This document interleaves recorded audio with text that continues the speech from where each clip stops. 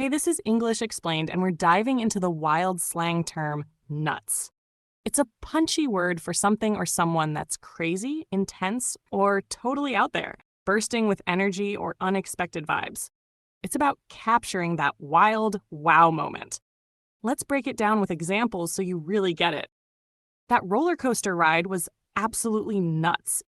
It was thrilling and wild. She went nuts studying for the exam all night.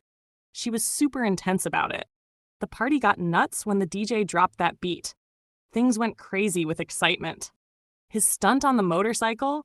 Totally nuts. It was daring and insane. The slang term nuts has quirky roots, emerging in 19th century American English as a term for madness, tied to the idea of being off one's nut, meaning head or mind.